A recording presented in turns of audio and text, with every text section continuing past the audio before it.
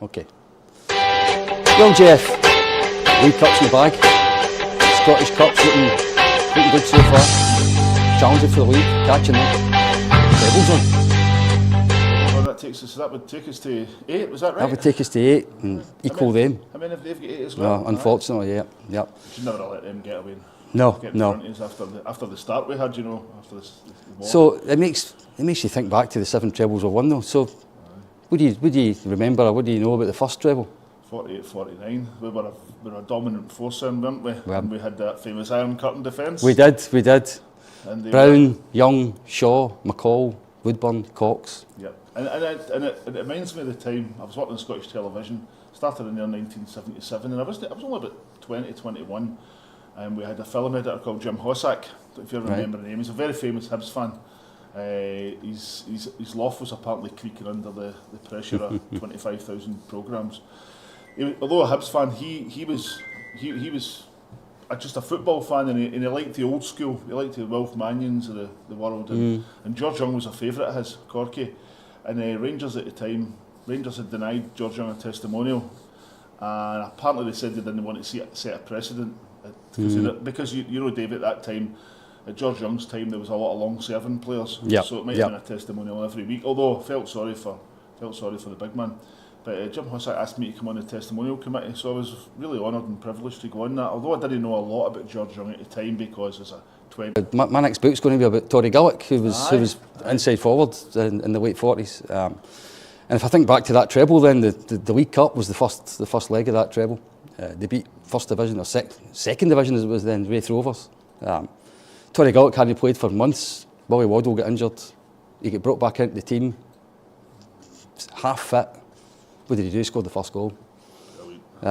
He's a legend, proper legend. Absolutely. I've got to know his family. They're great people as well. So as I say, that was the League Cup in the bag, and that was the first treble that the Scottish Cup final came before the end of the league. Right. Okay. It used to be during the season, the Scottish Cup final, and we beat Clyde, and your big pal George Young scored twice, two penalties. Right. In fact, everybody knows Johnny Hubbard is the penalty king. That's right. Quite rightly. George Young actually scored more penalties for Rangers than Johnny Hubbard did. Is that right? Aye. He did.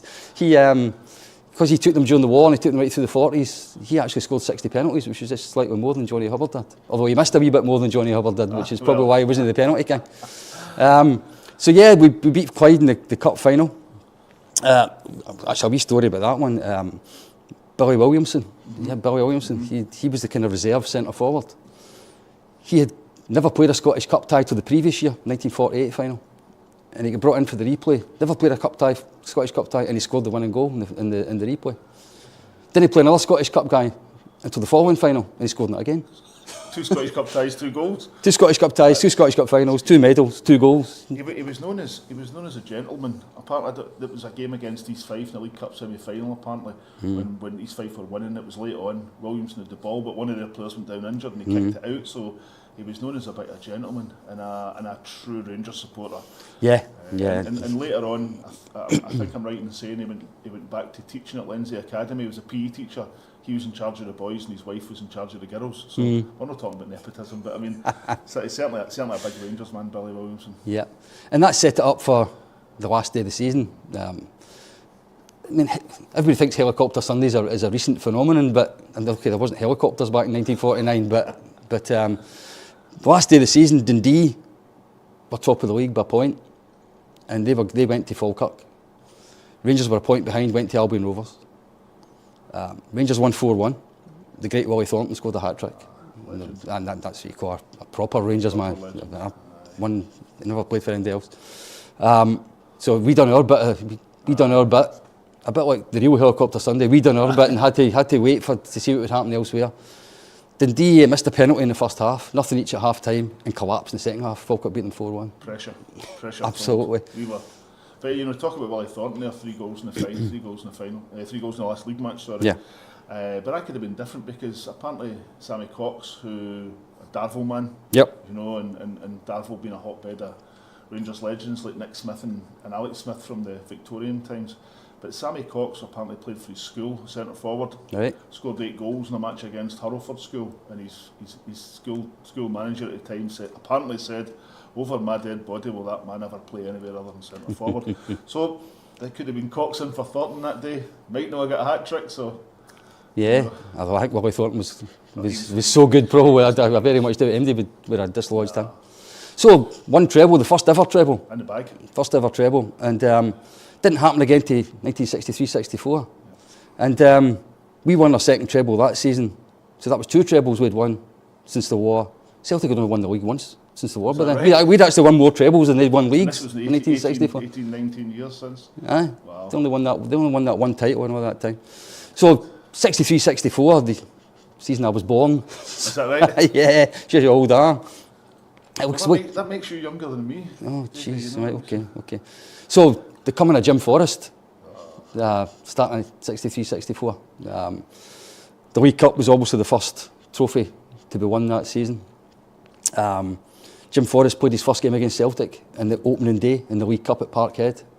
Scored twice, 18 years old, beat them 3-0. Played them again a couple of weeks later at Ibrox, beat them 3-0 again. Jim Forrest scored again. They just don't make them like that anymore, do they? Absolute machine. How many goals did he get in the League Cup campaign that season? It was a lot, wasn't it? Aye, 10 games. It was, those sections, then home and away quarter-finals and stuff. So there was 10 games in the League Cup. He scored 16 goals. 16 goals. Do you not think it was a crime of this century when he get punted off? Yeah. Was it punted off to Aberdeen? Was it? Preston. He went to Preston, then Aberdeen, yeah. It's just the fact that he was a scapegoat, wasn't it? But I know we're getting ahead of ourselves. But Jim Forrest, I mean, it was just he was an absolute natural-born goal scorer, wasn't he? Yeah, well, I've done interviews in the past about the great Jimmy Smith because I think he's a kind of forgotten goal scorer in the Rangers history. Yep. He had the best goals to games ratio of all the great Rangers goal scorers, Jimmy Smith. Well, Jim Forrest is next. He's got the second best goals to games ratio. Very, very close to a goal a game. Absolutely incredible. And 4 goals in the League Cup final. That's right. 4 goals. Right. And the other one was scored by his cousin, is that right? Alec Willoughby? That's right. Morton. Family, 5-0. So that set them up, and there was nothing each half time that day. Right. 5 in the second half. As my old dad used to keep telling me about. So that set the team up for the rest of the season. The league that year actually, the main challengers were Kilmarnock. Very changed days. We were neck and neck with Kilmarnock right past Christmas, right into March. Their manager was obviously Willie Waddle. Something you like to see, isn't it? Yeah, but we broke away. We won the league in early April. It was indeed right to beat it at Ibrox, which set us up. Another treble was possible. The great Dundee team waiting for us in the final, right. And 60 years ago this year. That's scary. I know.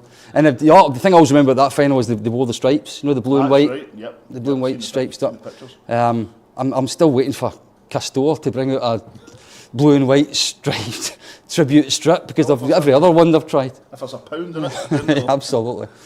And for me, that was probably the kind of peak of that great early 60s team, that cup final.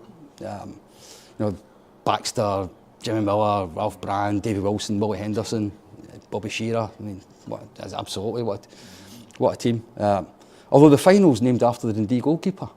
Right? The Bert Slater final, because apparently he kept absolutely everything out for 70 odd minutes. Rangers absolutely pounded them. Jimmy Miller finally scored. They walked up the park and equalised. Pounded them again, and Willie Henderson made 2 goals in the last minute. One for Jimmy Miller, one for Ralph Brand. We beat them 3-1. Would that be right in saying that Ralph Brand's the only guy that scored in 4 successive Scottish Cup finals? He did. 1962, he scored against St Mirren when we won. The following year, 63, we played Celtic. We drew 1 each in the first game. He scored. Beat them 3-0 in the replay. He scored again. Then he scored again against Dundee. So I don't think that'll ever happen again. No. 4 cup finals. I was very privileged to interview him. I wrote a book on the Rangers tour of Russia, 1962. Right. Initially for Erskine, but then they were doing something else. So they suggested we do it for the Rangers Players Benevolent Club. And so what I got to do was speak to a lot of the old players that were still around from that era. And I remember phoning Ralph Brand at home, and he's a name I'd always heard of. Never seen him play, but And I said to him, Ralph, I says, Jeff Holmes, I says, I'm writing a book on the tour of Russia. And he says, okay. He says, well, my wife's no in. And I says, well, the wife, he went, I don't remember anything about Russia, son. He says, I says, well, was she there? He went, no. He says, but I probably told her about it when I come back. He went, so long ago. And I says, how could you forget Russia 1962? I says, the Cold War era. You know, nobody went to Russia in those days. He says, when you're my age, he says, it's very easy to forget anything. And I'm starting to understand that now, David. And I remember he says to me, so I don't remember much about it. So I thought on my feet and I said, well, let's just speak to Ralph Brand about Rangers. And I says, how did you come to sign for Rangers? He went, well, I was a big Rangers fan, even coming from Edinburgh. He says, my uncle would come through, he says, and give me bits and pieces, scarves, pennants, the rosettes that everybody used to wear.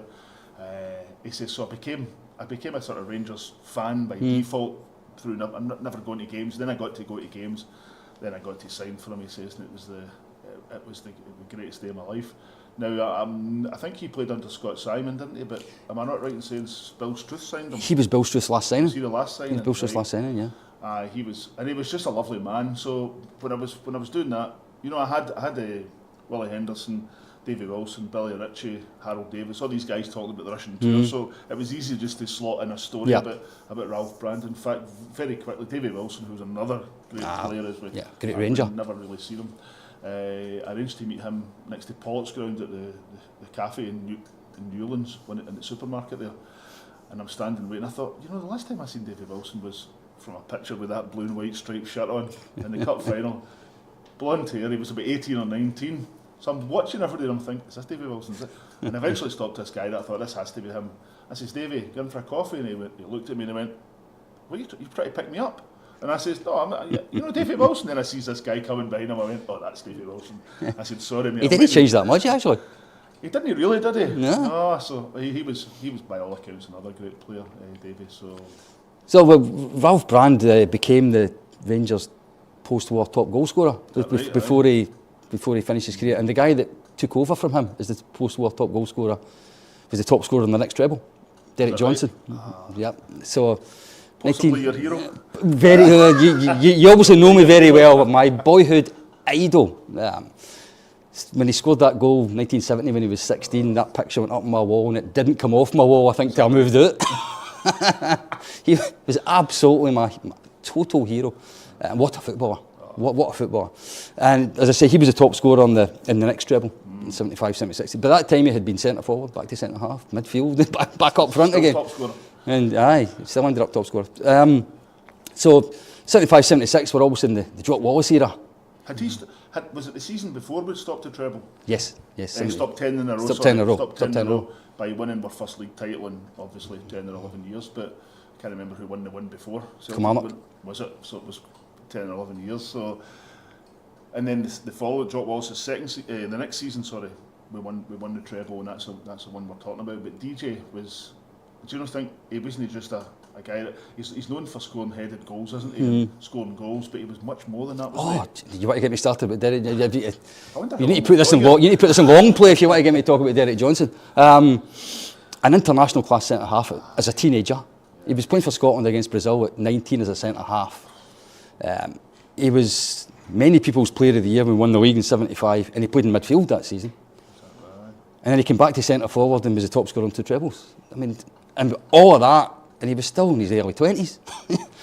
I mean, if Jock Wallace hadn't left, I think Derek Johnson, if he'd kept the right attitude, we'd have broke every record going. I don't think Alan McCoy would have anyone near him, to be quite honest with you. It must be so difficult, but David, being that young, coming down to Glasgow from Dundee, being absolutely revered, you know, for your abilities as a footballer, and trying to stay grounded. It must be really difficult. Absolutely. And I know he did go AWOL to London, and the story goes that Jock Wallace went down and found him in a pub and brought him back up the road.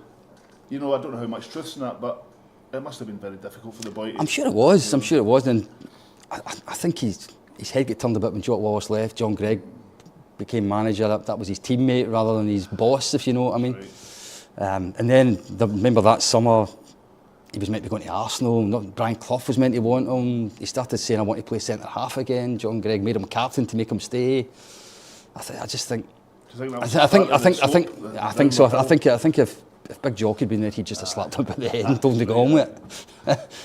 Unfortunately, that's the way. So, but 75, 76, I went to my first League Cup final that season.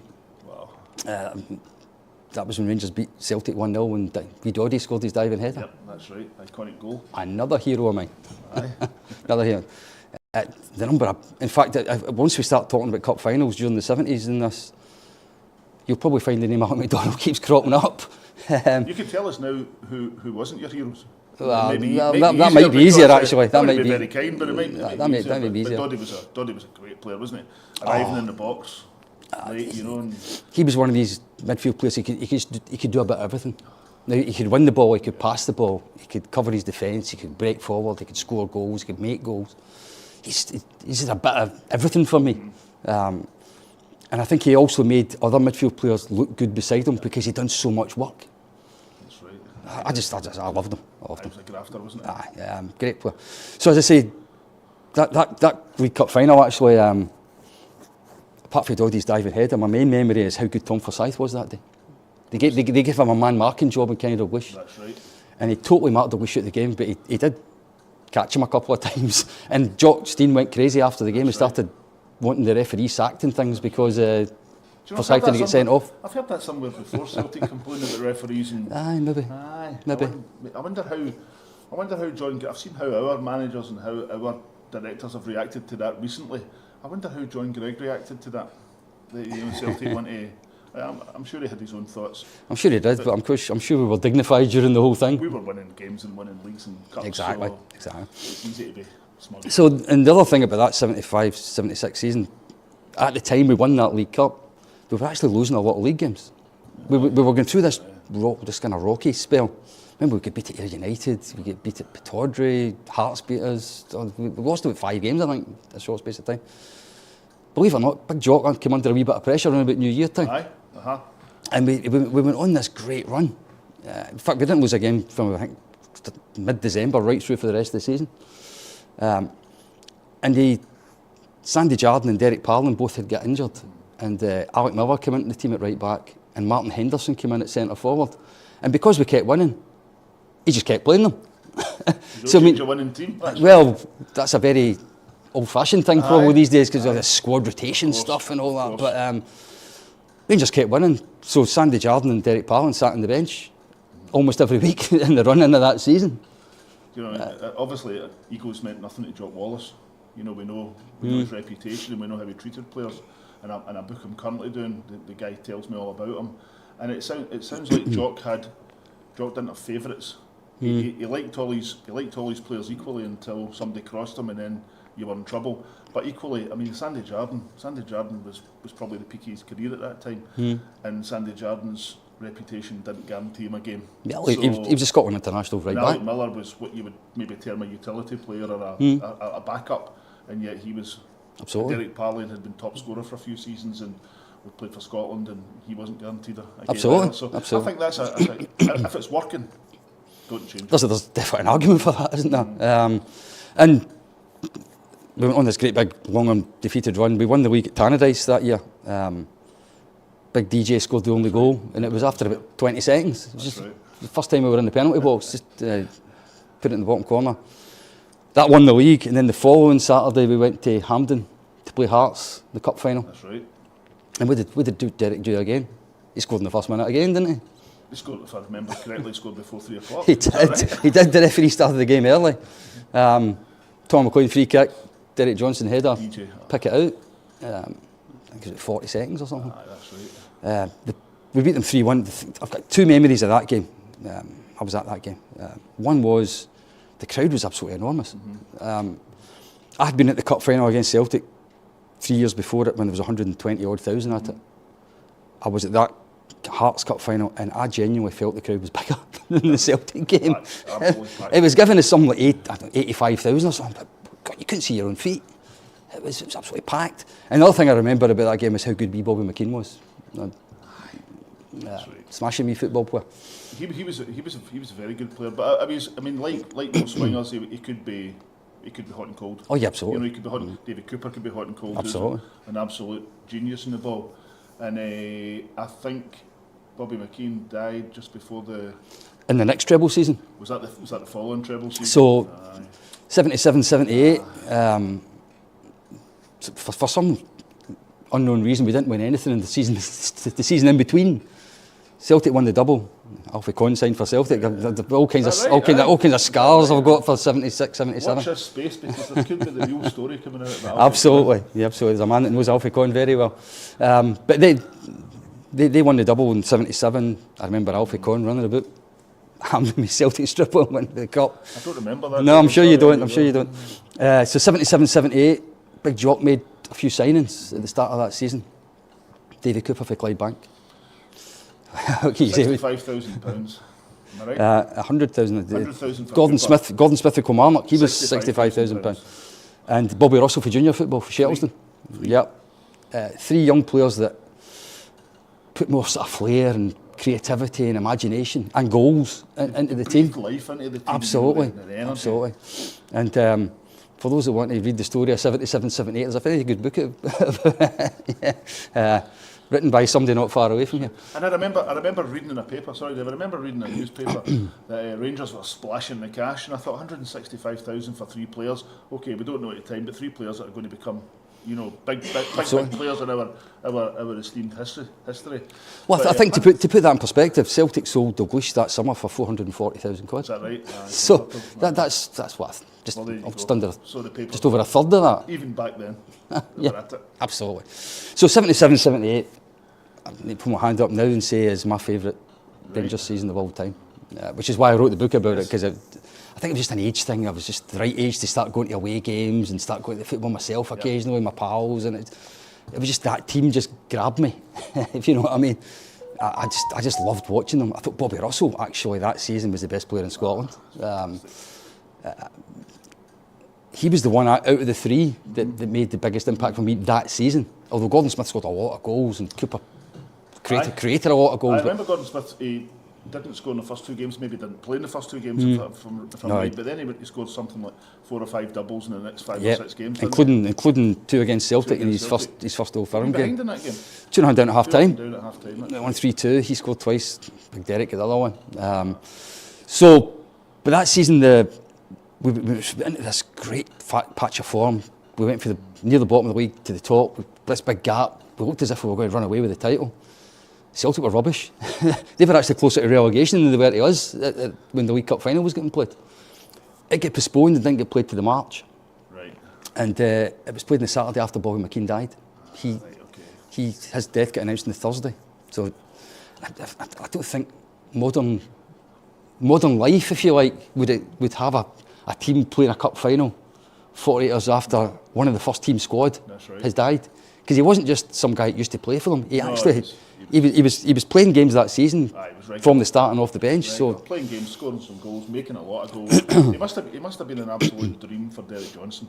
Him and Tommy McLean and David Cooper all at the one time. He put some great balls into the box, didn't he? I mean, so I say we played Celtic in the League Cup final. If you ever see pictures of it, the black armbands are on. That's why. There was a minute's silence at the start, which they didn't obey very well. So I'm not going to talk about that. And who scored the 2 goals? Davy Cooper and Gordon Smith. You know, it's almost like written in the stars that season was going to be built around these three new signings. The league, Bill McNeil's in charge of Aberdeen, and they kind of this great run in the second half of the season, and they actually caught us. They actually went top not long before the season finished. Although we had this game in hand, which we won, and it ended up last day we were a point in front, beat Motherwell at home, and you win the title. Yeah. And we did all. Ex-Rangers played. See, we talked about Jim Forrest earlier on, actually. Who replaced him up front for the European Cup Winners' Cup final in 1967? Remember the centre-half, Roger Hines? Oh, Roger Hines, yes. He was a Motherwell manager that day. Motherwell was a player, didn't he? He was a Motherwell manager that day. Wow. But Colin Jackson scored early on, Gordon Smith scored, beat them 2-0. What turned out to be John Gregg's last game at Ibrox. Won the title, which set up the treble, and we were playing Aberdeen in the final. And as I say, they had actually beaten us 3 times in the league. The last twice we played them, they beat us 4-0 and 3-0. And actually, most papers that morning had Aberdeen as the favourites. Even though we had won the first 2 trophies, they were regarded as the favourites for the game. But they didn't win it. No, they didn't. And who scored yet another diving header to open the scoring? You know who? The man. Wee Doddy. And big DJ scored the winner. Tommy McLean cross, Derek Johnson header. Why change the habits of a lifetime kind of thing? The Alec McDonald thing, back to that McDonald thing, he had this knack, didn't he? I mean, he was a very brave player. You know, he'd have put his head in anywhere, and it was his trademark diving header that day, as you say. But he was just one of these players that I thought epitomised Rangers under Jock Wallace. There was probably quite a few, just like the 1992-93 season we'll talk about. There was a lot of players that epitomised Walter Smith's kind of brand of football and their steeliness and stuff. But Doddy was Doddy for me. Never one of my absolute heroes. You can only have so many. True. But such an important player to Rangers at that time, wasn't he? I think I described in my book as the heartbeat of the team. Absolutely. Well, that's and you know we talked about Gordon Smith, Davy Cooper, and Bobby Russell, and Rangers signing these three players from Scottish teams. Jock Wallace was a master at that, and I remember in his second spell, which wasn't as successful, and Alex Totten telling me that Jock would regularly say to him, you know, Alec, you know Scottish football well. Who can come and do a job for us? He was talking about Alan McInally, he was talking about Bobby Williamson and Stuart Monroe. I was going to say Stuart Monroe's the obvious one for me. They went to watch him one night, and he said half time, he says, that boy's good. He went, go down and offer them 25,000. Go down and tell the chairman we'll give him 25,000 for Stuart Monroe. And Tots went away down, knew the chairman because he'd been manager at Alloa previously, and the chairman's like, fine. You know, and that was how he did it. And I look at us now, Davey, and I look at some of the Scottish players that we let slip through the net, if you like, and a lot of fans on social media now have a big say in things. I'm not saying they influence the club. I'm just saying they like to have their say in things. And every time there's a Scottish player mentioned that might do a job for Rangers, a lot of them are rubbishing them because they're thinking, oh, we're better than that, they're not good enough for us. And it's been proven time and time again that a lot of these players will go and do a job elsewhere, then come back and haunt you. What do we think we're better than? Do we think we're better than other? I think both of Walter's great spells in charge, the spine of the team is Scottish. Absolutely. Both times. Absolutely. I would love to see us get back to that, but whether the world's moved on or not, I don't know. Yeah. Well, obviously we've just finished a transfer window. There was a Scot that a lot of people wanted us to sign, wasn't there? I think. But that I know. Good player, but he would have scored goals. Anyway, I think the last thing to say about 77, 78 was that was the year Big DJ scored 39 goals for Rangers, 2 for Scotland, 1 Player of the Year, 1 Players Player of the Year. Went to Argentina and they sat him on the bench for 3 games and never came on. No wonder Alan McLeod got sacked after it. Was that? Did you say Greg's last game? Was the Scottish Cup final? Yeah. Because I remember reading. I was writing a book about Jock Wallace, and I remember reading in the press that Greg had taken a cup into the dressing room and threw it at Wallace and said, "There's your effing cup," and Wallace dropped it, and that's how there was a dent in the cup. And I remember when I was writing the book about Jock Wallace, a pal of mine says to me, "Come on over to there was a hotel near where I was working at the Daily Record at the time." And I went over and the Barcelona Bears were all signing merchandise. And Pal had arranged with John Gregg the night before that I could speak to all the players. So I interviewed Tommy McLean, Alfie Conn, Willie Matheson, Colin Jackson, all these guys. Sandy Jardine was one of Sandy's last things he did, sadly. And I always remember and Pam Jackson, like Colin Jackson's wife, came out and says, "Is that you, Jeff? You got everybody?" And I says, "No, only one." She went, "Oh, John Gregg." She says, "Oh, he's in there now. Biding his time till you go away." So next minute, I says, "I'll go in and get him." And Bobby Roddy, my pal, says, "I phoned Greggy last night," and he said, "That's fine." So 5 minutes later, Greg comes out and sculpts along the wall towards the lift, and Bobby shouts, "Greggy, supposed to be speaking to Jeff." I can't remember anything about Jock Wallace. It was a long time ago. He just didn't want to speak. So I thought, how am I going to get this? He has my wee dictaphone ready, and I shouted, I says, "John, can I ask you just one thing?" I says, "We'll not do an interview. I ask you one thing. What is it?" And he's walking over. I says, "Is it right at the end of the Scottish Cup final in 78, is that right? 78, that was his last game, 78, yeah. That you took the cup in and you threw it at Jock Wallace and says, 'There's your effing cup.' And he started laughing and he went, 'Aye.' And him being a goalkeeper, he dropped it, didn't he?" And I says, "So how was your relationship with Jock Wallace?" And he says, "It was a player-manager relationship. We'd share a lift through. There was 4 of us travelled in the car from Edinburgh, and we'd come through, and he was from Walliford, right? And we'd come through," he says, and then we started talking, and I spoke to him for 5 or 6 minutes, which as you'll know is quite good enough, for John Gregg. Enough to speak to anybody for a book. And then he said to me, anyway, he says, as I said, I can't remember. And I went like that. That's great, John. He went, did you record that? And I says, I went, oh, good on you, big man. And away he went. And he was okay once he got started, but I don't think he likes... He's got this reputation now that he's a bit prickly and he doesn't like doing interviews. So he did throw the cup at John Wallace. He must have done. He must have done. Confirmed, so that was good. But that was another great season, wasn't it? And you and I are at a good age to that was the kind of the end of an age for me. The old Ibrox started coming down. John Gregg stopped being a player, became the manager. Things all changed after that. And obviously the next treble took a long time then, didn't it? A long time. And we're going from my book to yours then, aren't we? 1992-93, still available in all good bookshops. Actually, it's not so. But that was a great season. I mean, we could actually talk about that season for a couple of days, couldn't we? Because so much happened. Yeah. But you can kick us off, Davey, with how it all started. Well, obviously, Walter had won the double the year before. We lost a game at Dundee early in the season, 4-3, and then we didn't get beat again until, I think it was March. We went 44 games without, and I'm talking about not just at home, in Europe as well.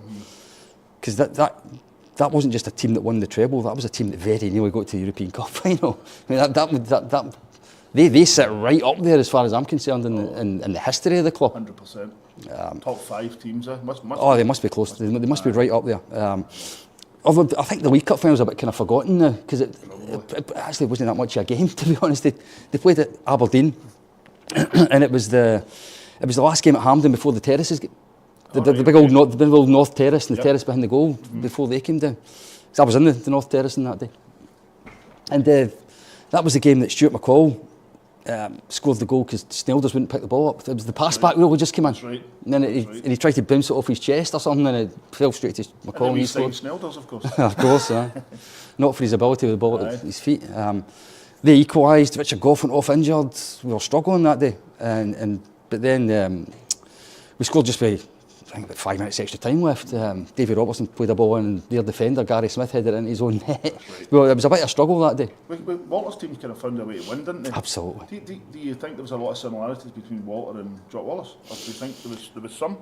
I think probably Walter had a reputation for being slightly more tactical, probably tweaking things. Because I think Jock was starting a wee bit more old-fashioned. That here's my team, you need to beat us. If you know what I mean. Go and win. Exactly. But I think that was a product of the time that he was more than anything. Wallace, I thought, was a far more attacking manager than folk gave him credit for. He played 2 wingers almost every game, no matter the opposition. And he signed a lot of attacking players as well. He gave youth its chance.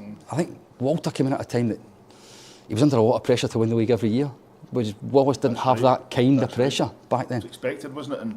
And going for glory on so many fronts. Yeah. It must have been very hard to negotiate and navigate, and to concentrate on. And I don't know if we rotated quite a lot of the squad, but it was a spine, wasn't it, that year? The Scottish spine, apart from Hateley. Gorham, Goff and Brown. That's right. McCall and Ferguson, Hateley, McCoy, right through the middle of the team. The league was a cakewalk really that season. We won it with about 4 games left, but by the time we won it, remember Ali had broken his leg. That's right. So we won it. Wigan won it, scored the goal at Airdrie. The old Broomfield, and that was the old Broomfield, that's right. And I remember speaking to Gary for that book, and he was telling me that somebody had a cut out of McCoy. That's right. For the lap order at the end. That's right. But he said that they'd thrown it on the park, and I don't know if it was Bomber that got it, but the guy wanted it back, and he was going to get it back. It got taken into the dressing room, and it got a wee bevy. That's the kind of thing you would think might appear in the museum eventually, if the club have still got it. So we beat Aberdeen in the League Cup final. Aberdeen finished second in the league. It was probably the last time they challenged the league, actually. And they got to the cup final ways again. So that's right. Aberdeen, and by the time we played them in the cup final, Hampden was getting refurbished, and they got played at Parkhead. So we get the chance to win the treble at Parkhead, which we did. And just as a story for me, that was actually my dad's birthday. Is that right?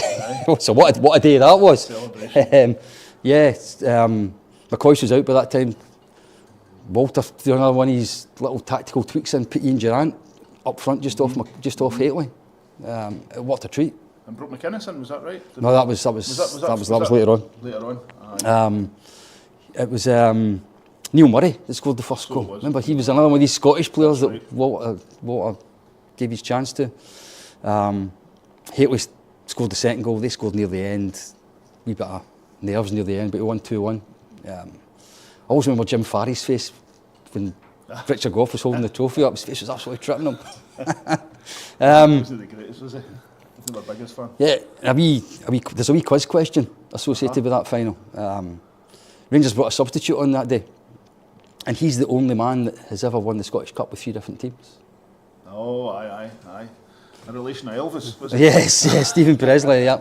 That's right, He won it as captain of Hearts, and he went to the dark side and he won it with Celtic as well. So he won it with 3 teams.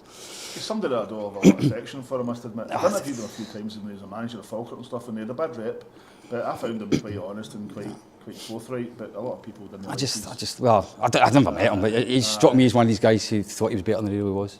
Possibly. But I don't know him, so maybe we're unfair. Three Scottish Cups. I know. Teams. But I felt sorry for Gary McSwiggan that year, because I suppose we'll never ever know how good Gary McSwiggan and to a certain extent John Spencer would have been in the first team regularly. To have McCoy and Hateley in front of you, I mean, come on, McCoy's won a couple of golden boots, didn't he, and European boots. But to have guys like that in front of you, and Gary was telling me that Spenny eventually said, listen, he said, we're not going to get a chance here.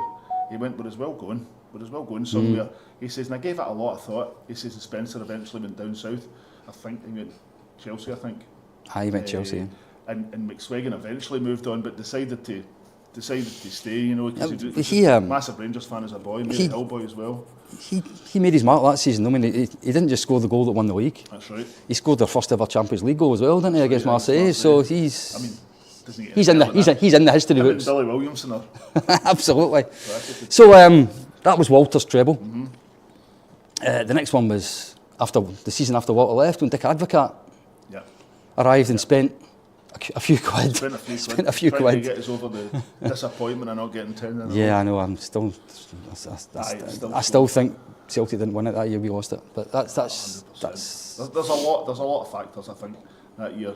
I've seen people blaming like Marco Negri for getting injured, which is his attitude wasn't the best. I wrote his book, which was good. And you know, there was Laudrup, there was Walter Smith announcing he was leaving. There was a lot of factors, Gaza, but I don't think I think it can be attributed to maybe everything. I think it was just a team. I think a team had just reached the end. That's unfortunate. But it would have been nice to get over. Absolutely. Really nice to get over that hurdle. And the thing is, the way it worked out, we'd have ended up winning 12 in a row because we won the league the next 2 years again. So Advocaat's first season, obviously, lots of new players, lots of international players, lots of foreign players. That's probably when we stopped having this spine of Scotsmen. Right. Although we built the team around the Scotsman. Barry Ferguson, who I still wish Walter had played more in the season before. I'm on record as saying I don't know why we played Rino Gattuso in all these big games when Barry Ferguson was sitting on the bench, because he was far more creative. He was somebody that would have. But I'm not saying Gattuso. Barry Ferguson's Rangers are hard. It's hard to slag a guy that won the World Cup and the Champions League, but I just felt. It's hard to slag a guy that's a psychopath. Well, I wouldn't say it to his face. Well, I wouldn't either. We've seen him. We've seen how he reacts. I mean, he's a psychopath. We've seen how he reacts in certain situations. And I'm glad he played good as well. So again, I think the League Cup that year was a bit kind of low key. We played St Johnstone in the final, Parkhead, because they were now doing the main stand up at Hampden. That's right. And we had just beaten them 7-0 in the league. Sandy Clark was their manager, ex-Rangers player.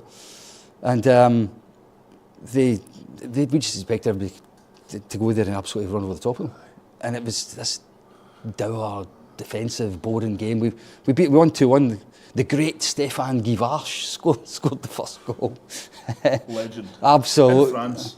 Yeah. World Cup winner. That odds there. Yeah. And the Hammer scored the winner. The only thing I remember about that day was the number of empty seats in the St Johnstone end. There was thousands and thousands of empty seats. Would that be another club that wanted a certain percentage of the tickets and couldn't sell them? Yeah, well, we'll probably get round to that again. We talk about the final treble, but but Advocaat's team came on to this good run. We started pulling clear at the top of the league, and we get this chance to win the league at Parkhead. And a never to be forgotten night in May 1999. Yeah, I know. Actually, bittersweet that game for me, because it was the first Parkhead game that I can remember that I couldn't get a ticket for. Oh, it wasn't bittersweet because you ended up getting a ticket to Celtic and then somebody landed on top of you? No. Well, I would have preferred that. So I ended up having to watch it on the telly. It was unbelievably. It was Sorry, I was... After all the games that I went to, and all the 9 in a row, and all the... I never saw them. I've still never actually seen them win the league at Parkhead, and I never will now, probably because of the way they behaved during that particular game. Obviously, Advocaat's masterstroke was putting Neil McCann through the middle. That was a great choice. He ran riot. He ran riot that day. Scored twice, but by the time he scored his third goal, they had completely imploded. That's a manager, isn't it? Looking at who's in there in the centre defence for Celtic, and looking at what his player can do against them, and maybe thinking outside the box a wee bit, and it paid off. Remember, they had Gordon Marshall's brother on loan, Scott Marshall at centre half. He was an absolute diddy, and McCann absolutely roasted him. He just completely ran riot. Always remember Mahy getting sent off.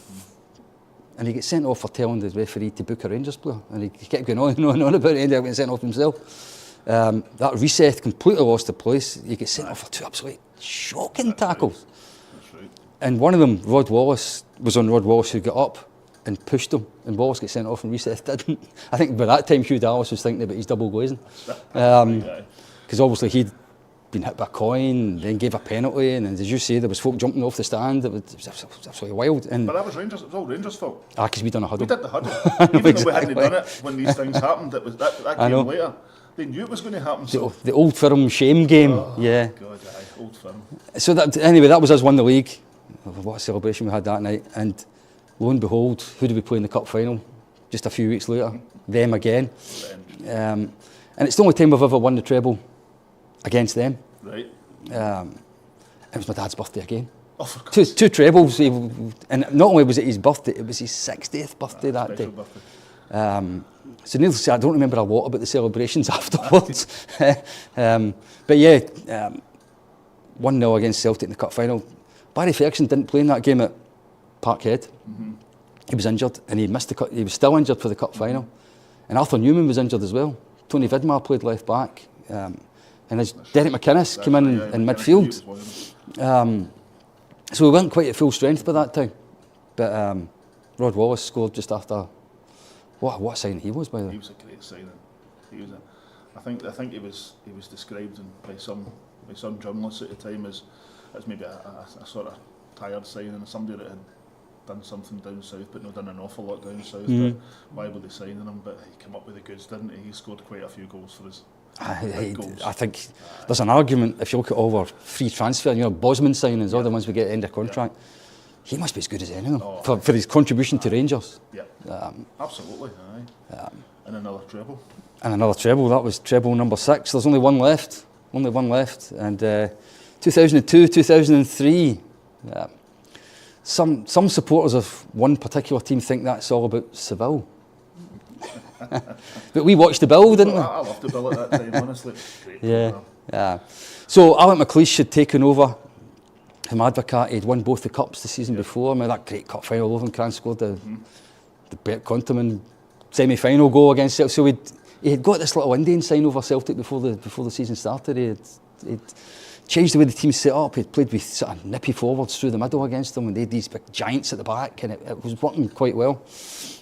And we went on a good run under him. We were top of the league, got to the League Cup final. Celtic again under Martin O'Neill was the opposition, and quite an eventful final. That final. David v Goliath again, the small guys against the big, slow giants. Yeah. So 2-0 up at half time. Claudio Caniggia, that was another smashing player. He actually scored in the final the year before. Another quiz question: the last Rangers player to score in 2 League Cup finals in a row was Claudio Caniggia. Lovenkrands scored again against them. We were cruising, and then the second half it was like the Alamo. They just battered us in the second half. Larsson scored. Then Leo Lennon gets sent off. A few minutes to go. I thought that was it, and Amarusa concedes a penalty in injury time, and everyone's favourite brain dead pundit John Hartson steps up. Everyone expects it to be 2 each going into extra time, and the big Diddy put it past the post. Carlsberg did cup finals. That was exactly. The one for me. That exactly. Was the one for me. Big Amo had that in his locker, but didn't he give away? Fouls and penalties. He was a big game player though. He was a big game player. He was a good player. I liked Amo. Him and Craig Mills actually was a very, very good central defensive partnership, I thought. And the league went to the last day. By that time, they had got to Seville and lost, thankfully. Yeah, that's great as well. The bill was great, that. Yeah, but it was. But I must admit, I did flick it over occasionally. I won't pretend otherwise. Mourinho was the manager of that game, wasn't he? He was. Darley scored the winner. I'll never forget his name. I love the simulation photo because that made them even Yeah. that night. So came the Sunday, two teams both in the same points. I think we had one goal of an advantage over them. So basically, winner takes all. They went to Kilmarnock. Kilmarnock had no a bad team. Usually teams struggled at Rugby Park. We had Dunfermline, who we had taken 6 off of previously in the season. Gubbed them 2 or 3 times. So we looked as if we'd easier game. As you know, we eventually won 6-1. Celtic won 4-0 and missed a penalty. And what did Chris Sutton do at the end of the game? That was lovely as well. That was he had this utter meltdown about Dunfermline lying down, despite the fact that Gordon Marshall, the Kilmarnock goalkeeper, then came out and said that Sutton had asked him to let more in because he used to play for Celtic. Absolutely unbelievable. But what a day that was, that 6-1 game. It was back in the days that people had radios and headphones on at the games because they both games at the one time. That was a good team that season. That was the first game I took my son, my first league winning game I took my son to. So it was the first championship he saw us win. So it meant a lot to me that day as well because we were sitting with my dad as well. The threes were actually sitting together. But you didn't know who was going to win it right to the last minute. No, that's right. They were in front, we were in front, they were in front, we were in front. I remember Neil McCann came on, he was terrific. But we a couple of unlikely, Stephen Thompson even scored, and then Arteta got the penalty at the end, obviously. So that's a kind of iconic moment, isn't it, when Arteta's penalty and you see what it meant to him. You see what it meant to him. I think he loved being at Rangers. I know he's got on to good things now with Arsenal and stuff, and with Pep at Man City, but you seen at that point what it meant to him to play for Rangers. It was everything, wasn't it? I think that spell at Rangers was pivotal in his career, actually. I mean, he'd been at Paris Saint-Germain before it, but I don't think he'd done a great deal with him. I think we kind of brought his career back to life, if you like. So, won the league by 1 goal. Both teams with 97 points. It's actually quite hard to believe that.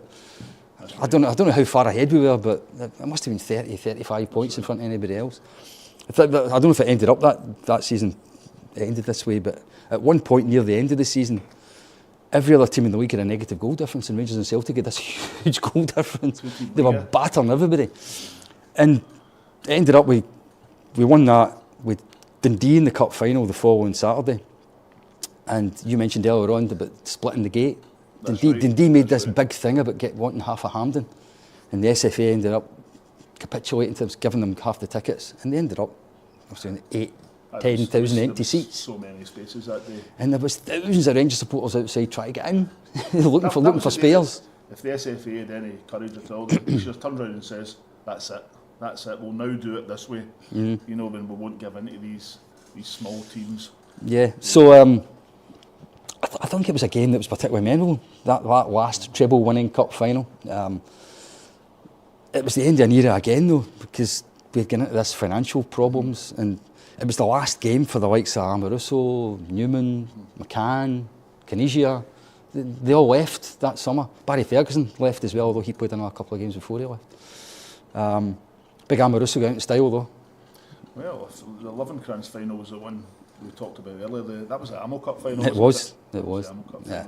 And the wee fact that always sticks in my mind for that cup final was Stefan Kloss at the last minute got told his shirt clashed with the Dundee and he couldn't wear it. That's right. So he ended up wearing that. Remember that orange away kit? The controversy was. The tangerine away kit. He ended up wearing that in the biggest showpiece game of the season after all this stuff about they can't know how to wear that. I thought it was a beautiful strip. Still do. Well, I think the sales from it probably told you what the Rangers support thought of it. So 7 trebles. What are you doing in May? Will we meet back here and talk about the? We'll talk about the treble. We'll talk about the treble. 2024, hopefully. A new season, a new series in quadruples. That'd be even better. So anyway, I hope that wee trip down memory lane was enjoyable. it took me back. My memory's not what it used to be, Davey, but it certainly It took happens me to us back. all. Happens to us all. And yeah, hopefully one day we'll sit here and we'll reminisce again together. Good stuff. Okay. Enjoyed that. You too. Brilliant, mate. Right, bye.